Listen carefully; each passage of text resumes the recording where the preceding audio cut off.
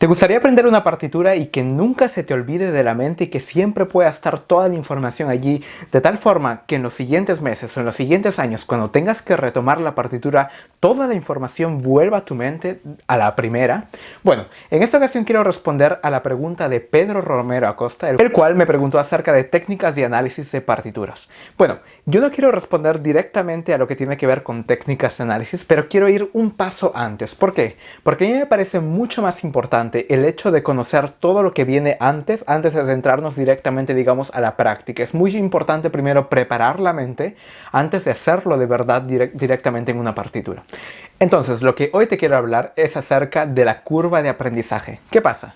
Cuando tú coges, por ejemplo, en este caso, una partitura, una opción que tenemos es aprenderlo todo en una, o sea, todo a la primera, de inicio a final.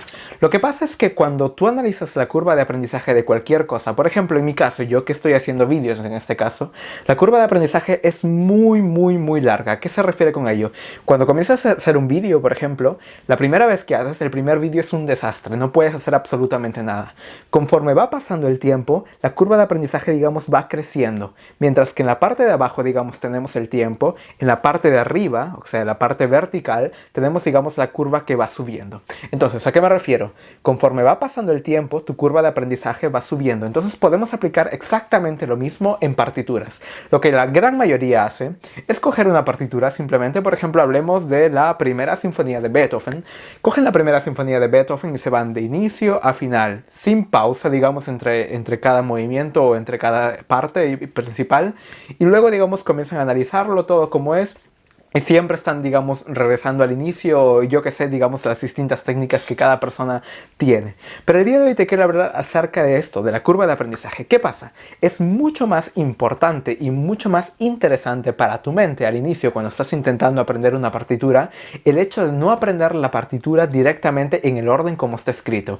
Obviamente, vas a comenzar tal vez con el inicio para darte una idea de cómo está, digamos, cómo está compuesta la obra simplemente y de qué género estamos hablando, si es clásico, romántico, cómo compone el compositor, ligeramente solamente los primeros compases, y vas a tomar las primeras hojas, puedes decir de las primeras 5 hojas. Si estamos hablando de la primera sinfonía de Beethoven, entonces vas a coger, digamos, esos acordes de séptima y lo vas a analizar rápidamente, y luego vas a pasarte a algún otro lado. Te voy a hacer otro ejemplo. En mi caso, una de las últimas óperas que aprendí es la Bohème de Puccini. En este caso ya me encuentro analizando prácticamente otra ópera, pero la Bohème de Puccini tiene 350 hojas, poco más, 390 en realidad. Prácticamente 400 hojas. Y es una ópera bastante larga, a pesar de que es una de las más cortas en realidad comparado con otras. Solamente dura menos de 2 horas prácticamente. Y lo que me parece muy interesante con esta ópera, digamos que llegué a aprenderla completa, o casi completa, puesto que te estoy hablando eso de la curva de aprendizaje, y es que yo comencé la ópera, digamos, desde el inicio, prácticamente intentando aprender el primer acto. Cuando aprendí el primer acto, que es relativamente corto, pasé al segundo acto en el orden. Cuando estuve en el segundo acto, me di cuenta que si yo sigo en el mismo orden, aprendiendo prácticamente el mismo orden de inicio a final, lo que pasa es que al final, el último acto, que es el acto número 4, se queda, digamos, a medias. ¿Qué quiero decir con ello? O sea, que el acto no se queda directamente en la mente para siempre. Entonces, ¿qué hago? Como sé que la parte final es lo que menos voy a escuchar, por ejemplo, si yo voy por la calle y me pongo a escuchar la Bohème con audífonos, normalmente casi siempre la gente tiende a comenzar del inicio de la ópera, ¿no? Entonces, por lo general, el inicio de la ópera siempre va a estar más repetido en tu mente que la parte final de la ópera.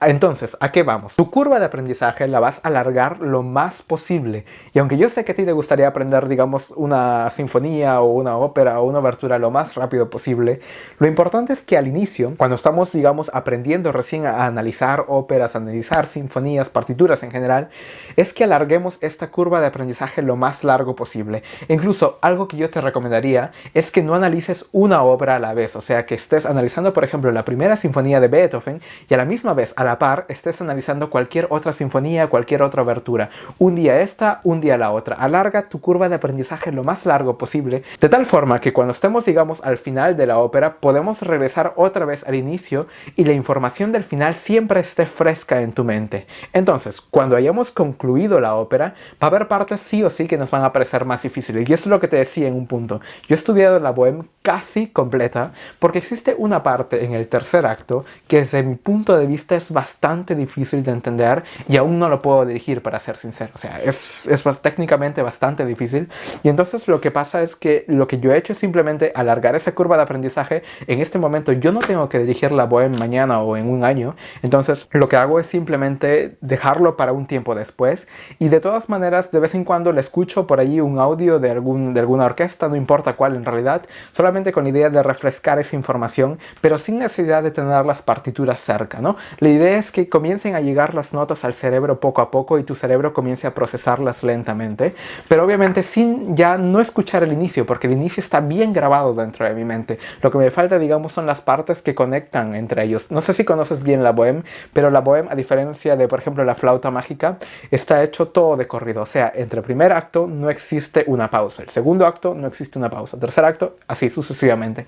La flauta mágica, por ejemplo, está dividido en partes. Existen arias, pausa, dueto, pausa, parte hablada, pausa, quinteto, pausa, y así sucesivamente. Entonces lo que tienes que hacer en este caso, te lo repito una vez más, alarga tu curva de aprendizaje lo más largo posible y cuéntame posteriormente, hazlo, inténtalo, o si ya lo hiciste, cuéntame en los comentarios si esto te funciona, y luego vas a ver que también este proceso puede funcionar de tal forma de que si tú en un año, 2 años quieres dirigir esta partitura o cualquier otra, entonces te va a funcionar mucho más rápido a que si no hubieras aplicado esta técnica. Espero que esta técnica te haya servido, y obviamente vamos a hablar en el futuro acerca de técnicas directamente de cómo analizar una partitura, solo que para mí era muy importante hablarte acerca de esta curva de aprendizaje. Como siempre digo, espero que este video te haya servido. Déjame tu comentario por aquí para saber si este video te funcionó, o un me gusta, y luego nos vemos en el siguiente video hablando como siempre de dirección orquestal. Hasta la próxima.